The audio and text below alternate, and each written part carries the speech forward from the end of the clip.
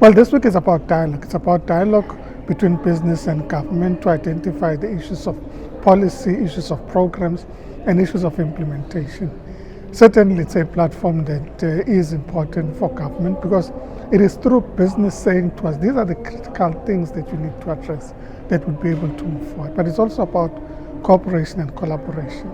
It is the fact that you have industrialists across the region coming together, networking with each other, identifying both industrial opportunities, trade opportunities, but also the ability to influence the policy direction that we take at SADC. This is an important input into the SADC summit that will take place in the next few weeks. So part of, or the outcomes of this session, the Industrialization Week, will be presented to the heads of state. Yeah. So South Africa is preparing to take chairpersonship of the SADC. What will then be the priorities throughout that term? Well, for us as a country, the issue of critical minerals beneficiation is important. It's an agenda that we actively drive in both in South Africa but also in the region. We also think that addressing issues of infrastructure, ports, roads, railway networks is important, and our ability to cooperate and drive a common agenda of building that infrastructure. Because without the infrastructure, it's difficult to trade. Because if you can't get your goods from one point to the next, it becomes more difficult to trade, and that's what we need to address. So we need to address the issues that impede increased trade amongst ourselves, and of course the issue of agriculture and beneficiation, or if you like, agro-processing becomes important. A lot of the products in the region are imported from outside the continent, and we think there are great opportunities to be able to, and as we've got arable land on the continent, it's about improving our farming capability, increasing output and yield from our farms, focusing on agro-processing that will be able to see progress. To an ordinary man in the street, what does a week like this mean to them, and how would they benefit?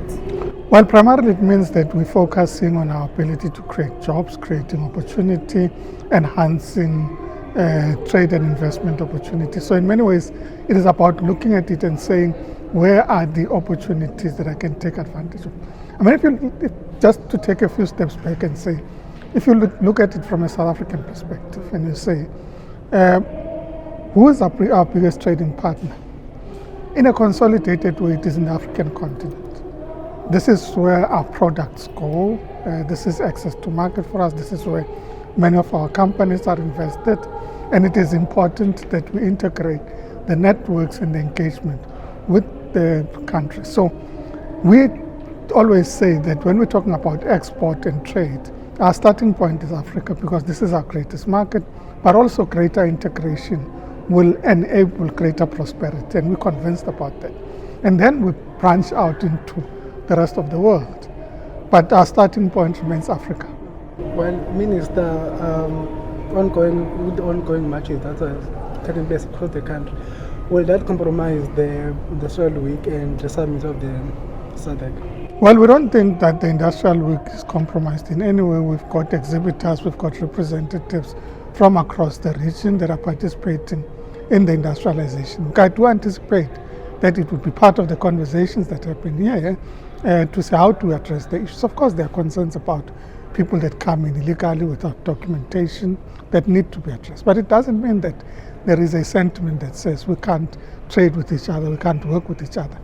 And that's an important message that South Africans are beginning to express, which says, let us talk about legality. Let us ensure that people are legally here and are able to interface.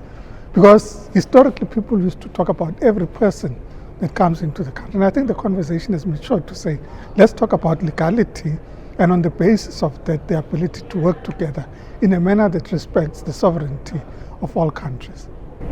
The Minister, this gathering is taking place at a time when the protectionist policies in some parts of the globe are re-emerging. And we know that South Africa currently has a program where they are attempting to diversify the markets of the South African companies. And you are the custodian of that program, I believe. What's the latest in terms of that diversification?